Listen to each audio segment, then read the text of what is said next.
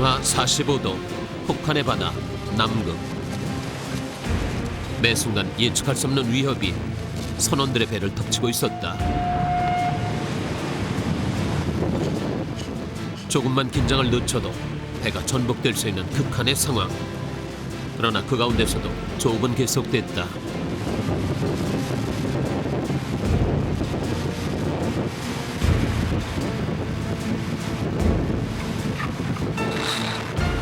당장이라도 그물을 삼킬 듯 일렁이는 거센 파도. 수십 년 배를 타온 베테랑 선원들의 기술도 자연의 힘 앞에서는 속수무책이었다.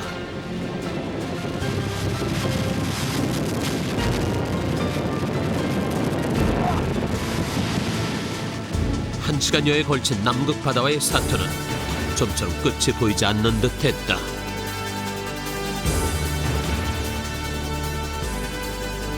그러나 길이 90m에 달하는 거대한 그물이 바닷속에서 모습을 드러내고 배 안 가득 붉은 빛을 토해내기 시작했다. 21세기 인류 최후의 식량으로 불리는 크릴 새우. 그것은 또 하나의 전쟁이었다.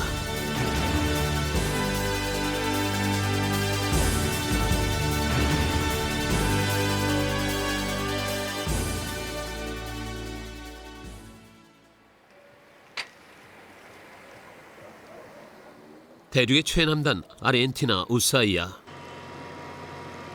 지난 4월 우리는 남극으로 향하는 운반선을 타기 위해 이곳에 도착했다. 서울을 출발한 지 3일 만의 일이었다. 우스아이아는 대륙에서 남극으로 향하는 기착점 중 한 곳이다. 밤 11시 물건 선적을 모두 끝낸 운반선은 우스아이아 항구를 출발했다. 우리는 그렇게 마지막 육지의 품을 떠났다. 방향을 짐작하기 어려울 만큼 캄캄한 바다. 그것은 멀고 긴 항해의 시작이었다.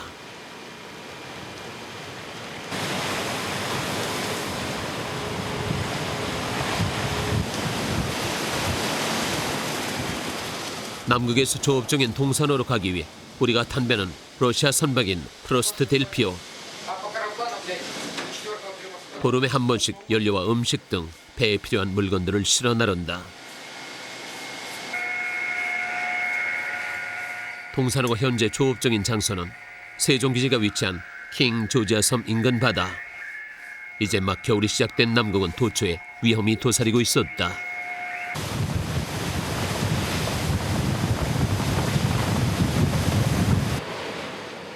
남극에 가까워질수록 바다는 더욱 거칠어졌다.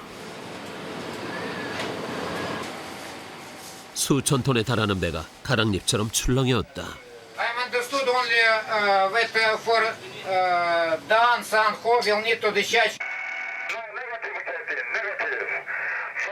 동산호의 정확한 위치를 파악하기 위해 위성 통화를 시도했지만 미처 얘기를 끝내기도 전에 교신이 끊어지고 말았다.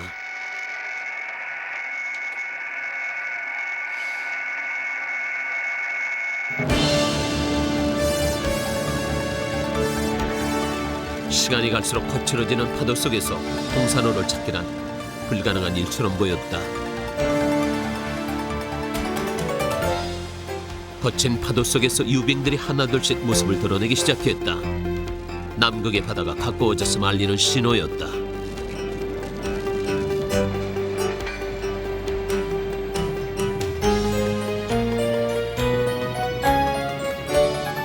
끝이 보이지 않는 바다를 헤맨 지 6일째 어둠 속에서 희미한 불빛을 발견했다. 동산호였다. 5,000톤에 이르는 배가 남극의 얼음바다를 헤치며 다가오고 있었다. 갑판호에 산 한국 선원들의 모습이 눈에 띄었다.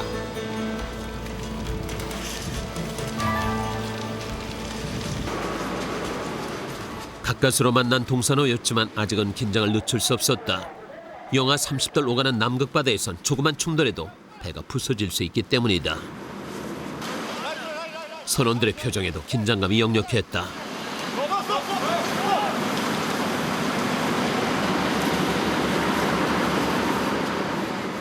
몇 시간에 걸친 조심스러운 작업 끝에 동산호와 델피오는 물건을 운반하기 위한 모든 준비를 끝낼 수 있었다.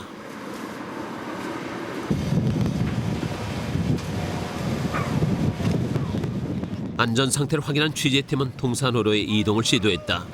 남극의 거센 바람은 금방이라도 그물이 날아가 버릴 것 같은 공포감마저 들게 했다.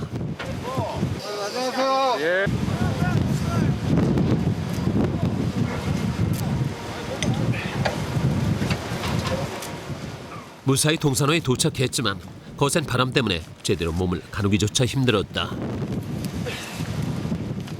갑판 위에 올라서자 칼날 같은 추위가 온몸을 엄습했다. 동산호의 선원들은 바로 이런 추위와 혹독한 날씨 속에서 남극의 바다와 싸우고 있었다. 준영아, 뭐하러 한다 이거? 1년 동안 배에서만 생활해온 선원들은 외진이 들고 온 뜻밖의 소식에 반가워했다. 5월 6일 신문이면 열흘밖에 안 지난 거냐? 서울에서 17,000km 떨어진 남극의 바다. 육지와 격리된 그곳에서 가장 그리운 것은 바로 고국과 가족의 소식이었다. 한국 소식 중에 제일 궁금한 게 뭐예요? 집에 아버지 어머니가 잘 궁금하죠.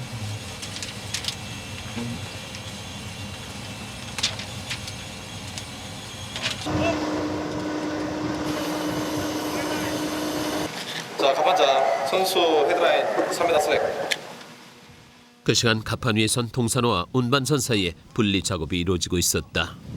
자, 선수 벌어집니다. 선수 레코 하겠습니다. 자, 선수 레코, 선수 레코. 선수가 선원들을 지켜보는 정은표 선장의 눈빛이 날카롭다.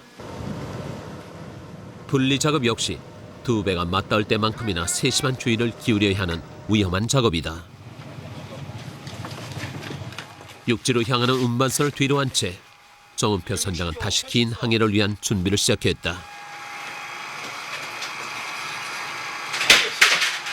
310도. 310도. 운반선이 싣고 여유도 잠시 그들의 눈앞에는 헤쳐나가야 할 바다가 펼쳐져 있었다.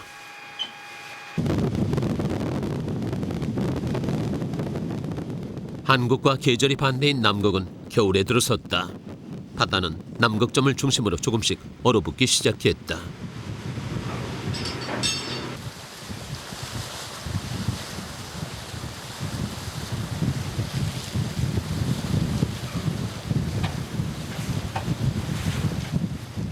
바다 위를 흘러다니는 거대한 유빙들이 바람에 따라 어느 쪽으로 방향을 바꿀지 알 수 없는 상황이었다. 작은 충돌에도 배는 두 동강 나버릴 수도 있다.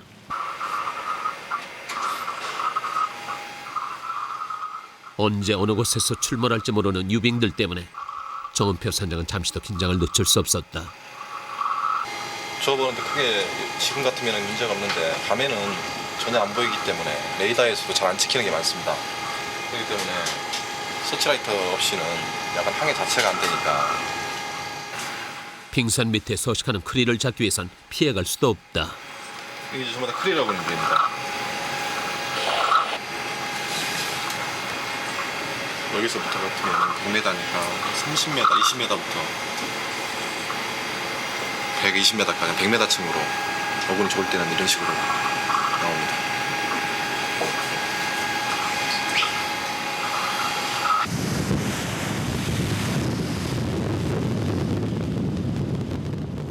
밤이 다가오면서 이번엔 바다의 움직임이 심상치 않게 변했다.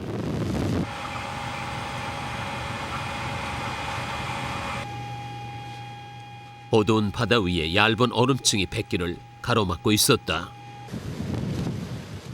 아무리 작은 얼음 조각이라도 추위로 얼어붙은 배엔 치명적인 영향을 미칠 수 있다. 빠져나갈 길을 찾기 힘들 만큼 사방은 온통 얼음바다였다. 돌아가야 되겠다. 저 빠지면은 위로 틀어라. 350도로 틀어라. 위험해서 안 되겠다. 뱃머리를 돌려봤지만 이미 얼음이 배 주위를 둘러싼 후였다. 잘못 들어왔어. 한시라도 빨리 이 지역을 벗어나야 했다. 지켜보는 항해사의 마음도 다급해졌다. 이거 빠지거든. 영도로 가자. 위험해서 안 되겠다. 못 빠져. 빙산군입니다. 이 향이 자체가 막 불가능해요. 지금은 어군을 찾는 게 아니고 물자리를 찾기도 힘들 정도로 어군이 얼음이 빙산이 많아가지고 지금 작업 자체가 이쪽에서는 불가능하게 됐어요. 지금. 그러나 이미 배는 얼음으로 둘러싸여 다른 지역으로 이동하는 것조차 쉽지 않았다. 결국 해가 뜨고 얼음이 조금이라도 녹기를 기다려보는 수밖에 없었다. 밤이 깊자 기온은 영하 25도까지 떨어졌다. 쉴 새 없이 몰아치는 바닷바람 때문에 체감 온도는 영하 45도에 달했다. 바다에서 불어오는 눈보라에 가파는 꽁꽁 얼어붙었다. 혹독한 추위 속에서도 조업을 위한 선원들의 준비는 계속됐다.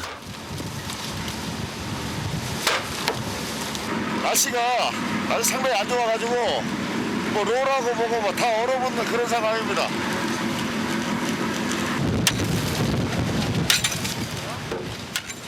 남극 바다의 조업은 하루 24시간 계속된다. 눈보라가 내리고 폭풍이 휘몰아쳐도 선원들에겐 조금 더 힘든 환경일 뿐이다. 거센 파도를 뚫고 투망이 시작됐다.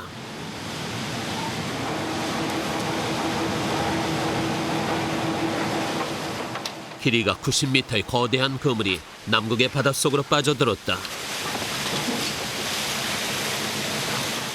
그물의 무게만도 8톤에 이르기 때문에 투망 작업은 대부분 기계에 의해서 이루어진다. 그물이 바다로 내려가자 선원들의 움직임이 바빠졌다. 바닷속 그물이 곧게 펴져야만 더욱 많은 크릴을 거둬들일 수 있기 때문이다.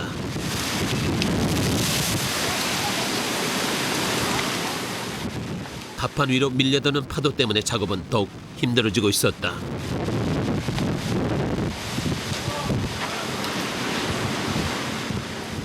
선원들은 중심을 잡기조차 힘든 상황 속에서 밧줄 하나에 의지한 채 바다와 싸우고 있었다. 이 줄은 무슨 줄이에요? 아 이거 사람이 안에 작업해야 되니까 안전줄입니다. 1시간이 채 안 되는 투망 시간이 수십 시간처럼 길게만 느껴졌다. 100m가 넘는 갑판 위를 선원들은 하루에도 수십 번씩 오가야 한다. 드디어 그물을 끌어올릴 시간.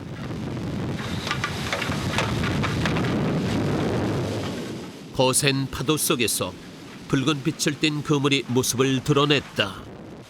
이 시간이 선원들에겐 가장 기대되는 순간이다. 그물은 파도를 뚫고 무사히 갑판 위로 올라왔다.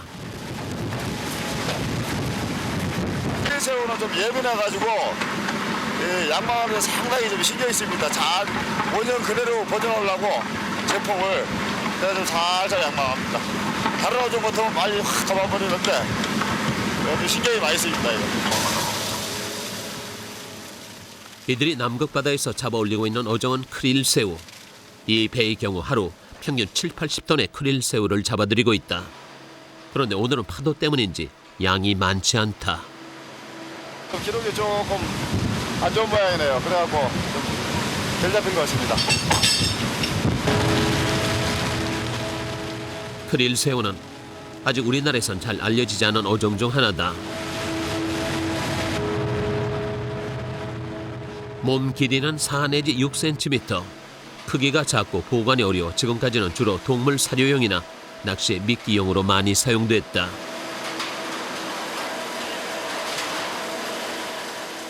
그러나 최근 어종의 수가 줄어들고 바다가 황폐해지면서 크릴새우는 21세기를 대표하는 미래 식량으로 주목받기 시작했다. 안에 원래 몇 킬로씩 담아요? 이거 한 개 지금 12.5kg씩 갖고 있습니다. 크릴새우의 보관 작업은 다음 그물을 끌어올리기 전까지 짧은 시간 내에 마무리해야 한다. 갑판장도 일선을 돕기 위해 작업장으로 내려왔다. 지금 투망을 해놔가지고 요거 처리하고 나면 또 양망할 겁니다. 쉴 틈이 없으시나요? 돈 벌러 나왔으니까 열심히 해야죠. 크릴은 햇빛을 받게 되면 검게 변해버리기 때문에 잡는 즉시 작업장으로 보내진다. 열을 받으면 금세 신선도가 떨어지기 때문에 반드시 얼려서 보관해야 한다. 다음 운반선이 도착할 때까지 크릴은 냉동 창고에 보관된다. 최근 들어 크릴을 본격적으로 식량화하려는 움직임들이 생겨나고 있다. 일본과 러시아에서 크릴은 이미 비타민과 미네랄이 풍부한 영양식품으로 인정받고 있다. 동산호 역시 크릴을 가공하기 위한 다양한 방법을 연구 중이다. 자숙기라고. 오늘 내십시오. 저 새우 이거 삶아가지고 크릴을 원어로 삶아가 제품 만드는. 처음 시대에 오신 건가요? 아니면? 그렇죠. 처음 한 겁니다. 자, 요 시험 생산 해보고 요 기기도 이제 여기 맞춰가 만들어 볼게요. 이 기계는 냉동 시설 없이도 크릴을 보관할 수 있도록 하기 위해 만들어졌다.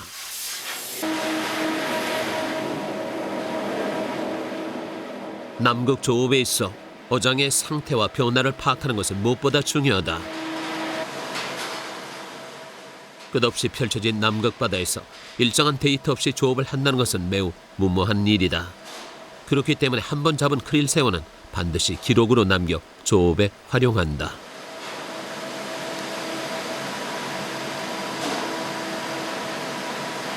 샘플을 사이즈를 측정하고 사이즈 및 컨디션 같은 걸 측정하고 있습니다. 다음에 다시 이 지역에 올 때 그 어느 지역에 어느 사이즈에 뭐가 나타나는 걸 이제 확실하게 알기 위해서 기록 보관해두고 있습니다. 꼼꼼히 기록한 데이터를 근거로 다음에 조업할 장소를 결정하게 된다. 투망을 끝낸 선원들은 다음 양망 때까지 잠깐의 휴식을 갖는다. 추위와 눈보라를 피할 수 있는 유일한 시간이기도 하다. 이 가판부 선원들 좀 바깥에 좀 춥고 그러니까 잠깐 여기 쉬는 시간에 잠깐 들어와서 좀 바람도 피하고 이래 하는 데입니다. 안 추워요? 좋아요. 추워요? 동산호에는 30명의 한국 선원과 60명의 외국 선원이 함께 일하고 있다. 짧은 휴식 시간도 끝이 났다. 잠시 몸을 녹인 선원들은 다시 가판으로 향했다. 그런데 작업장에서 문제가 발생했다. 근데 왜 지금까지 밖에 안 나와? 사람이 부족해가지고. 지금 양망하고 있잖아. 금방 그래. 지금 금방 오기 전에 교회에서야 15분 금방 교회야. 청소해야 될 거야. 이전에 잡은 크릴 새우의 보관 작업이 아직 끝나지 않은 것이다. 4년차 항해사인 정옥철 씨의 마음은 다급해졌다.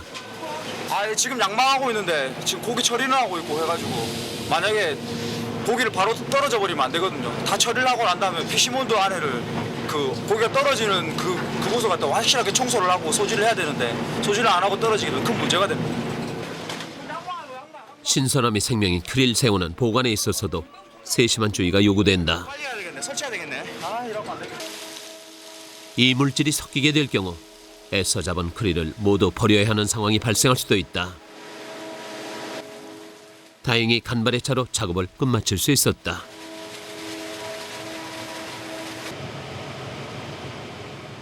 그런 가운데 어느덧 남극의 아침이 밝았다.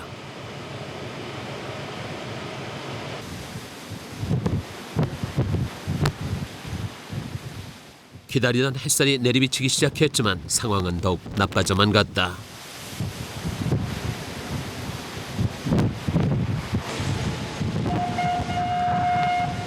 바다를 뒤덮었던 얼음은 녹았지만 풍랑은 시간이 지날수록 점점 더 거칠어졌다.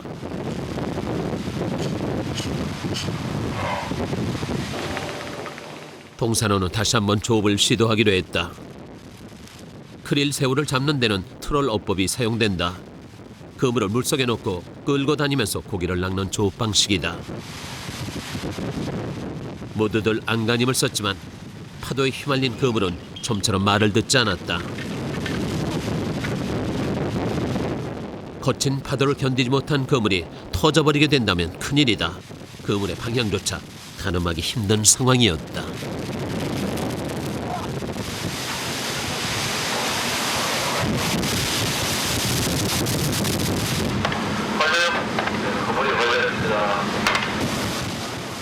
그러나 수년간 바다를 누빈 베테랑 선원들의 경험은 위기의 순간 빛을 발하기 시작했다.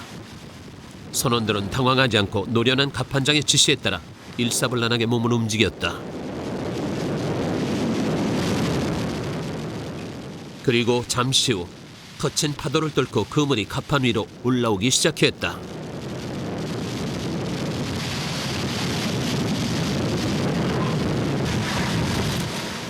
평소에 비해 그리 많은 양은 아니었지만 그물이 파도에 휩쓸리지 않은 것만으로도 다행스러운 일이었다.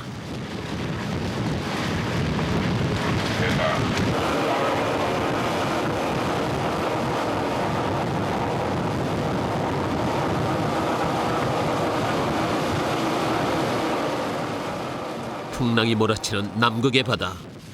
그 가운데서 동산호는 힘겨운 항해를 계속하고 있었다.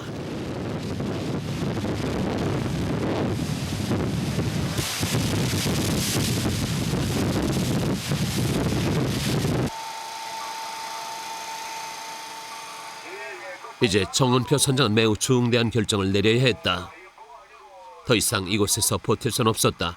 그러나 어장 이동에는 많은 위험이 뒤따른다. 다른 어장으로 이동하는 데만 며칠의 시간이 걸리는 데다 막상 어장을 옮긴다 해도 지금보다 상황이 나아지리란 보장도 없다. 여기서 북동쪽에 있는 한 이틀 오리배 선속으로 한 이틀 한 6시간 정도 걸리는 거리에 있는 사우스 조지아로 어장 이동하기로 했습니다.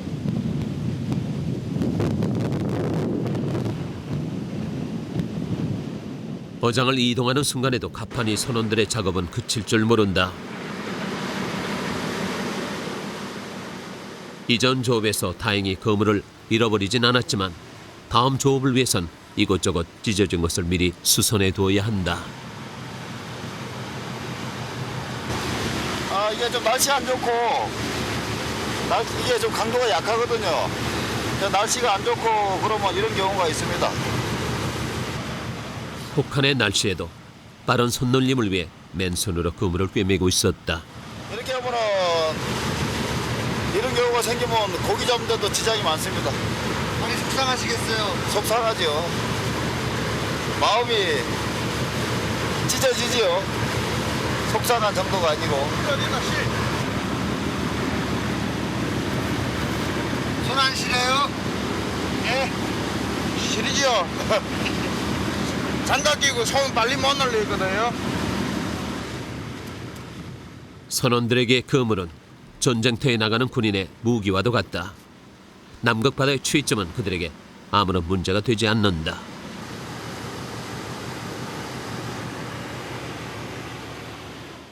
새로운 바다와의 전쟁을 눈앞에 둔 선원들의 손놀림은 더욱 분주해졌다. 그 사이 동산호는 서서히 목적지인 사우스 조지아로 향하고 있었다.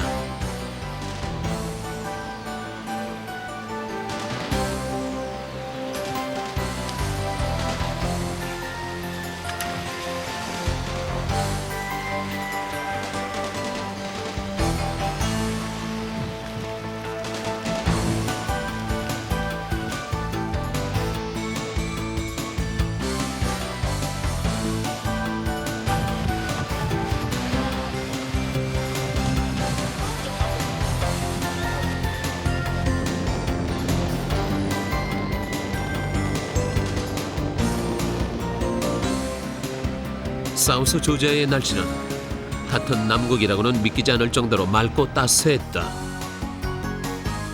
목적지가 가까워지자 선장과 항해사들의 움직임이 다시 분주해지기 시작했다. 인상하시다 도착했습니다. 사우스 조지아에서 조업을 하기 위해선 영국령인 사우스 조지아 수산청의 까다로운 절차를 통과해야만 한다. 이쪽 유럽 쪽이 좀 까다롭습니다. 예. 어느 나라나 마찬가지겠지만 해양 오염 방지 그런 거에 대해서는 상당히 기준이 까다롭고요. 철저하게 준비하지 않으면 이제 나중에 작업을 못 한다든지 아니면 배 운항 정지를 먹을 수 있는 정도로 까다롭습니다. 출발한 지 이틀 만에 동산호는 사우스 조지아 섬에 도착했다. 인근 바다에 들어서자 보트 한 척이 동산호를 향해 빠른 속도로 달려오기 시작했다.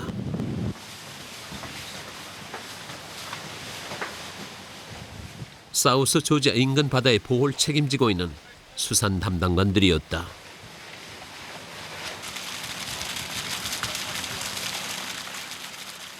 남극 바다는 아직까지 오염되지 않은 지구상의 마지막 남은 청정 해역이기 때문에 환경 기준을 통과해야만 조업이 가능하다.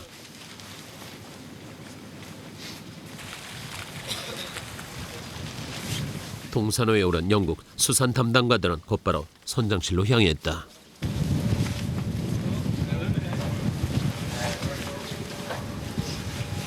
So I don't know, did you remember Rob? Oh, yeah. From last year? Okay, yeah, see you. My assistant this year. No, I haven't passport.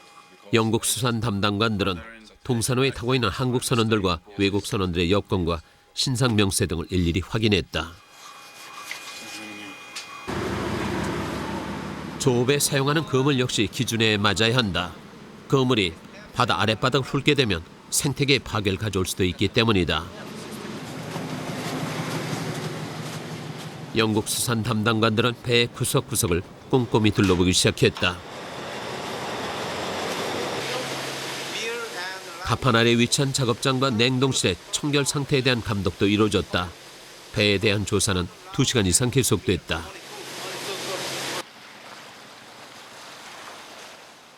사우스 조지아 인근 바다에 대한 영국의 관심이 얼마나 큰지를 알 수 있었다. Good fishing. Thank you very much. We'll see you in a few days. 드디어 조사가 끝나고 영국 수산 담당관들은 동산호의 조업을 허락했다. 배의 상태에 대해서도 대체로 만족하는 눈치였다. We've been inspecting the ship to make sure that it complies with all the regulations for fishing within Antarctic waters and within South Georgia government's waters. Also, I've been explaining to the captain the formats of the daily reports. He has to report to me every day his catches and number of trawls and what species he's catching. We've also been inspecting his fishing gear to make sure he's got the correct nets to fish in mid-water and not to fish on the bottom, because that destroys the ecosystem on the bottom of the water.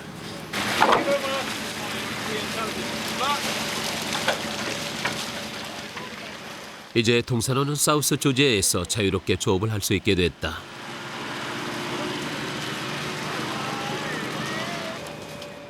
벌써 이틀의 시간을 허비한 선원들은 잠시도 더 지체할 수 없었다.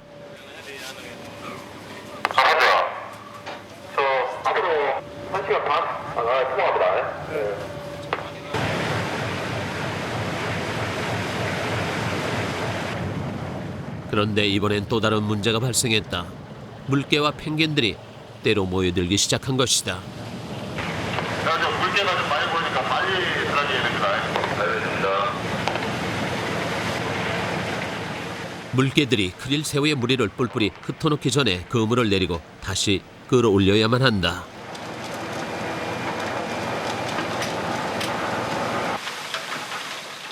몰려드는 물개와 바다새의 공격에서 벗어나기 위해 선원들의 움직임 더욱 바빠졌다.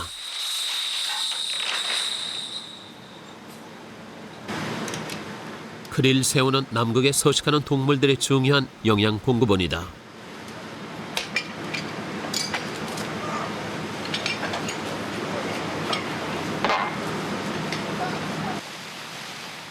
바다 표범, 긴 수염 고래, 펭귄과 다양한 종류의 바다새들이 크릴 새우를 먹이로 살아가고 있다. 이처럼 여러 동물이 한 종류의 먹잇감에만 매달리는 일은 지구상 어디에도 찾아보기 힘든 신기한 현상이다. 그물이 바다 위로 모습을 드러내자 물개와 바다새들이 뒤를 쫓기 시작했다. 그런데 갑자기 갑판 위로 올라오던 그물이 바다로 가라앉고 말았다. 그물을 지탱해주던 줄이 무게를 견디지 못하고 끊어져 버린 것이다. 바다에 떨어진 그물 안으로 물개나 바다새가 들어온다면 큰일이었다. 남극 해양생물보존위원회는 동물들의 포획을 법으로 금지하고 있었다. 지금 어떤 상황이에요? 고기 좀 양이 많이 들어가지고 장력이 좀 세가지고 터졌습니다. 와이어가. 인류가 함께 지켜야 할 남극의 생태를 보존하기 위해서다. 팔 조심하고 팔. 자, 여기 잡아봐. 한시라도 빨리 그물을 끌어올려야 하는 상황이었다. 이렇게 와이어가 이렇게 터지는 경우도 가끔 있어요? 아니요, 이게 자주는 없고요. 한 1년에 뭐 한두 번 있을까 말까 하는 일입니다. 선원들이 서두른 덕분에 예상보다 빨리 와이어가 복구됐고 그물은 다시 바다 위로 올라오기 시작했다. 그러나 이번엔 과연 무게를 견딜 수 있을지 긴장되는 순간이었다.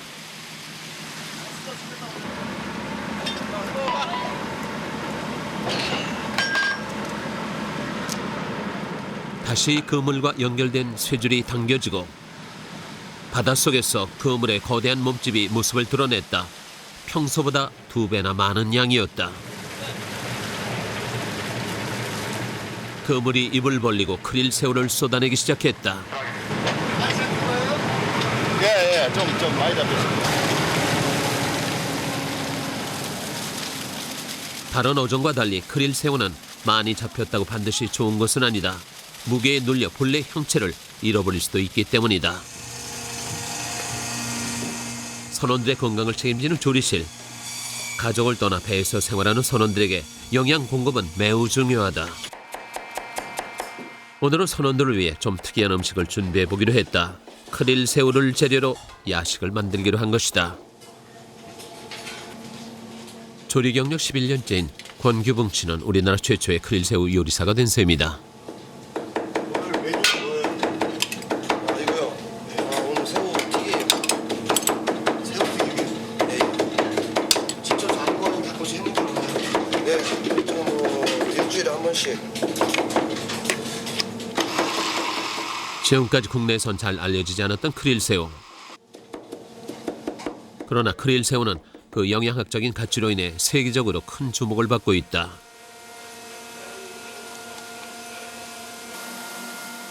남극의 펭귄이 혹한 속에서 먹이를 먹지 않고 60일 동안 알을 품을 수 있는 것도 바로 크릴 새우에 포함된 영양소 때문인 것으로 추정되고 있다. 배 타기 전에 예. 크릴이라는 걸 느끼고 있었어요. 크릴이라는 거는 못 들어봤어요. 그 타갖고 이번에 크릴이라는 거 알았거든요. 그 샤오라는 건 많이 듣고 많이 먹어보고 하던데요. 크릴이라는 건 이번 처음이에요. 죽과 튀김 같은 간단한 요리지만 한꺼번에 90인분을 준비한다는 것은 결코 쉬운 일이 아니다. 각 나라와 사람들마다 입맛과 문화도 다르기 때문에 일일이 신경 써야 한다. 드디어 크릴 새우로 만든 튀김이 완성됐다. 처음 걱정과 달리 그럴듯한 모양이었다. 이제 선원들의 평가를 기다리는 일만이 남았다.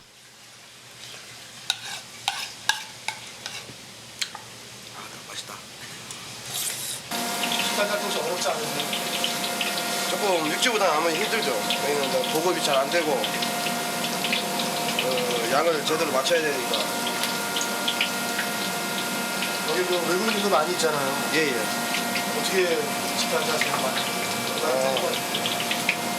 그러니까 돼지고기 먹는 날은 저 인도네시아 선원들이 돼지고기를 안 먹기 때문에 닭고기나 소고기 또 따로 해주고 가지각색으로 하고 있습니다. 뭐 한국 사람들 좋아하는 위주로 하고 거기에 외국 사람들 좋아하는 거 거의 육고기 위주하고 생선 위주로 하고 있습니다. 작업을 끝낸 선원들은 식당으로 향했다. 이미 많은 선원들이 크릴 새우로 만든 야식을 먹고 있었다. 낯선 음식이지만 모두들 좋아하는 듯했다. 힘들게 바다와 싸워가며 걷어올린 크릴 새우이기에 음식을 먹는 선원들의 감회도 남달랐다. 언젠가 고국 사람들도 이 음식을 먹게 될 것이라 생각하니 마음이 뿌듯했다. 매우 좋습니다. 매우 맛있습니다. 뭘 만드는지 아세요? 예, 별 맛있는데. 뭘 만들었어요? 크릴을 만들었어요. 잘 먹었어요. 올해로 20년째 배를 타고 있는 갑판장 김봉혜 씨. 그는 방으로 돌아온 후에도 쉽게 잠들지 못했다. 선원들을 이끌기 위해선 누구보다 배에 대해 잘 알아야 한다. 지난해 5월 고국을 떠나온 김봉혜 씨는 벌써 1년째 가족들과 떨어져 생활하고 있다. 언제 제일 집 생각이 많이 나세요? 아무래도 일할 적에는 뭐 좀 바쁘고 그러다 보니까 좀 그 생각이 좀 덜하는데 이제 일 끝나고 들어와 있을 때 이럴 때가 생각이 제일 많이 나죠. 누가 제일 보고 싶으세요? 아무래도 얘가 제일 안 보고 싶겠습니까? 우리 딸입니다. 참 이쁘죠. 전화 한 번씩 하면은 왜 이렇게 전화 자주 안 하느냐고 그래 하거든요. 근데 뭐 전화도 너무 멀고 그러다 보니까 좀 하기가 좀 힘들어요. 또 전화 요금도 또 만만치 않고 뭐 보고 싶을 때마다 그 하고는 싶지만은 근데 그게 잘 안 되네요. 언젠간 고국으로 돌아갈 날을 꿈꾸며 그는 외로운 남극의 밤을 견디고 있었다.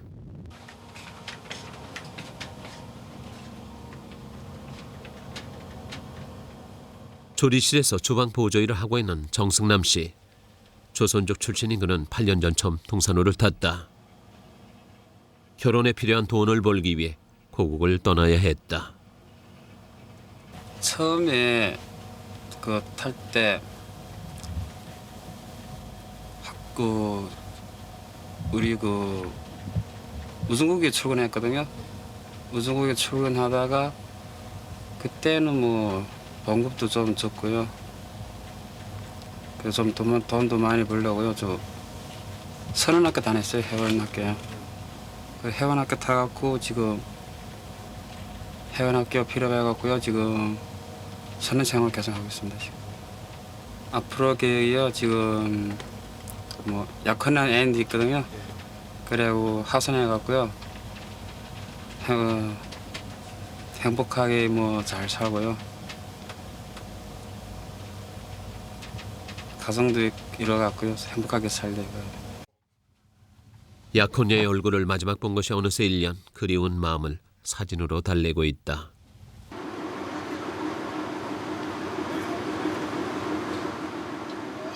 사우스 조지아로 떠나온 지 열흘째.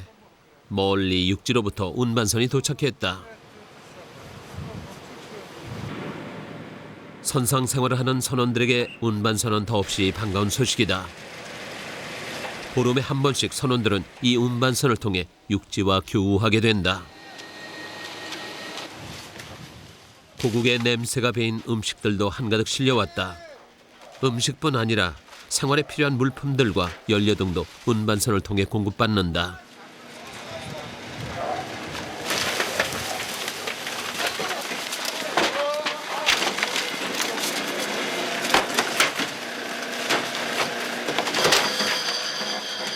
오랜 조업으로 인해 지친 몸이지만 운반선이 육지의 소식을 가득 싣고 올 때면 선원들은 자기도 모르게 힘이 솟는다.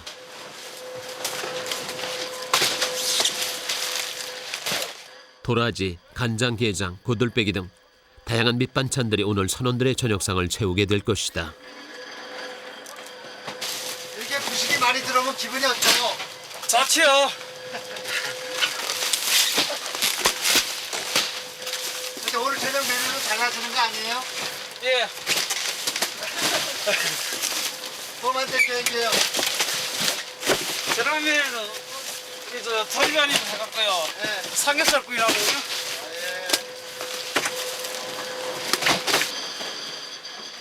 워낙 양이 많다 보니 운반선에서 실려온 짐을 옮기는 데만도 꼬박 하루의 시간이 걸렸다. 상을 채울 음식보다 더욱 기쁜 것은 고국에서 온 가족의 소식. 정옥철 씨는 어머니의 정성스러운 물건들을 건네받을 수 있었다. 어머니께서 보내주신 것 같아요. 집에서 회사로 보내가지고 회사에서 운반선을 통해서 이제 운반선이 이제 저희 배에 접선을 해가지고 남극에서 여기까지 3개월 걸려가지고 왔습니다. 치약이며 샴푸에서부터 아들이 좋아하는 간식거리들까지 꼼꼼히 챙겨보낸 물건들엔 어머니의 안타까운 마음이 담겨 있었다. 네, 아주 기분 좋습니다. 집에 생각도 많이 나고요. 우리 집 대들보 장남 아들께 아들 엄마가 몇 자만 적을게 아들아 무청기나 부산에 홀로 두고 온 어머니가 늘 마음에 걸렸던 옥철 씨. 이 엄마는 너무나도 언젠간 훌륭한 항해사가 돼 어머니 앞에 서는 것이 그의 꿈이다. 모르겠다. 그날 점심 식당에서는 선원들을 위한 삼겹살 파티가 벌어졌다. 잠시 일손을 놓고 모두들 여유로운 시간을 즐겼다.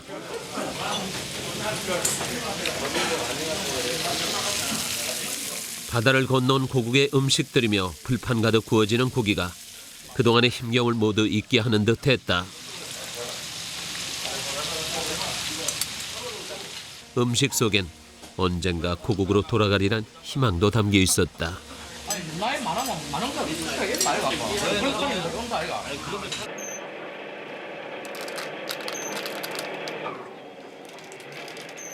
음식과 연료의 운반이 끝난 후 이번엔 동산호에서 운반선으로 크릴 새우 상자를 나르기 시작했다.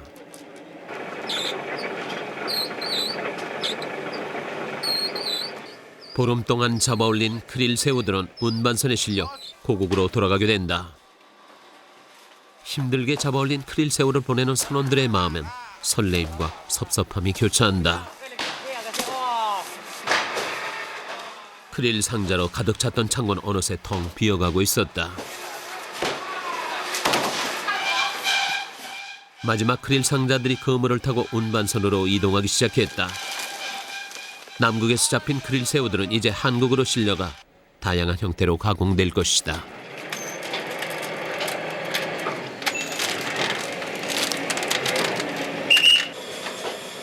물건들은 이제 어디로 가는 거예요? 네, 이거 저 부산으로 가는 겁니다. 힘들게 잡으셨는데 완제품 내서 이제 가는 거니까 기분이 어떠세요? 네, 기분이 좋지요. 저 뿌듯하고 이게 열매 아니겠습니까, 열매. 저희들 입장에서는. 즐거움도 잠시 동산호는 다시 거칠게 몰아치는 남극 바다와 맞서고 있었다.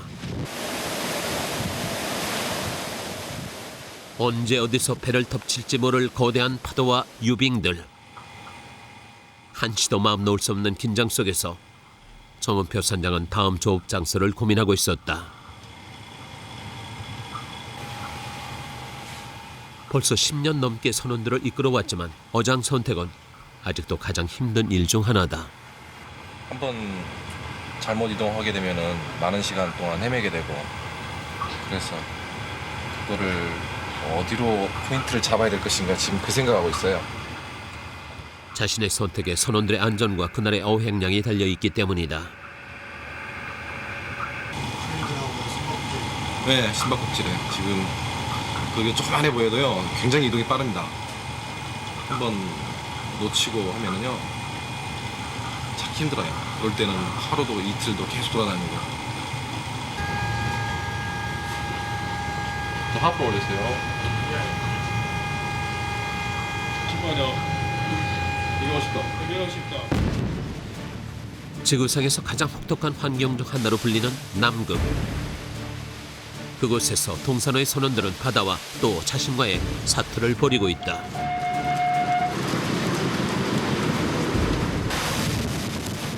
집채만한 그물을 바닷속으로 내리고 끌어올리기만도 하루 10여 차례.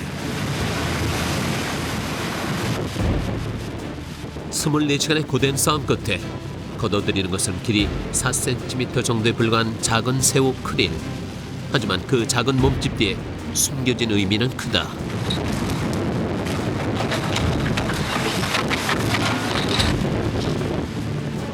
최근 바다는 무분별한 남획으로 인해 해양자원 고갈이라는 위기를 맞고 있다.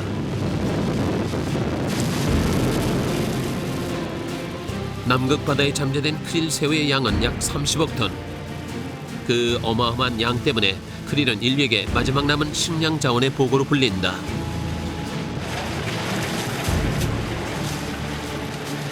이제 멀지 않은 시기 남극의 바다는 새로운 주인을 맞아들이게 될 것이다. 바로 그때 크릴은 우리에게 남극의 바다를 선점할 기회의 출발점이 될 수 있다. 머지않은 미래에 자원이 고갈이 되고 수산 자원이나 이런 것이 고갈이 되고 선박이나 저업선들이 갈 데가 없으면은 이런 이제 남극의 끝단까지 이래 와가지고 이제 저기 하게 될 거란 말입니다. 그럴 때 자국의 지금은 주인 없는 바다라고 생각되어지는 이 남극이 이제 서로 자국들의 어떤 그런 기득권을 갖다가 주장하게 될 거란 말이죠. 중요한 것은 그때 서로 기득권을 주장하게 될 때 가장 중요한, 우리도 이제 말하자면 기득권을 주장하고 이래야 되지 않겠습니까? 그럴 경우에 과거에 어느 정도나 남극에서 저 활동을 했느냐, 연구 활동을 했느냐, 이런 것이 중요한 요인이 될 것입니다. 서울을 출발한 지 25일째. 취재팀은 다시 육지로 향하는 운반선에 올랐다. 동산호 선원들과 함께한 긴 여정은 그렇게 끝이 났다. 우리가 생각지 못했던 불모의 바다에 그들이 있었다.